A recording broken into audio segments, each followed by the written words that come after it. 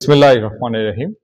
গোপন সংবাদের ভিত্তিতে গত ৩০শে জুলাই ২০২৫ তারিখ বুধবার বিকেল ৪টায় কোস্টগার্ড স্টেশন কৈখালী কর্তৃক সাতক্ষীরা জেলার শ্যামনগর থানাধীন মাউন্দি নদী সংলগ্ন এলাকায় একটি বিশেষ অভিযান পরিচালনা করা হয়। অভিযান চলাকালীন আভিযানিক দল একজন সন্দেহজনক ব্যক্তিকে থামার সংকেত প্রদান করে।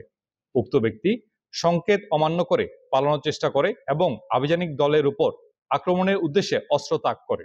অতঃপর আভিযানিক দল আত্মসমর্পণের আহ্বানের উদ্দেশ্যে ২ রাউন্ড ফাঁকা গুলি ছোড়ে। এই সময় সন্দেহজনক ব্যক্তি তার সাথে থাকা একটি ব্যাগ ফেলে রেখে বনের ভিতর পালিয়ে যায়। পরবর্তীতে ব্যাগটি তল্লাশি করে একটি ১৯ বন্দুক, ২ রাউন্ড ফাঁকা কার্তুজ উদ্ধার করা হয়। জব্দকৃত অস্ত্র এবং গোলা বারুদ সমূহ পরবর্তী আইনানুগ ব্যবস্থা গ্রহণের কার্যক্রম প্রক্রিয়াধীন রয়েছে। দেশের আইন শৃঙ্খলা পরিস্থিতি স্থিতিশীল রাখতে বাংলাদেশ কোস্টগার্ড কর্তৃক ভবিষ্যতে এ ধরনের কার্যক্রম অব্যাহত থাকবে।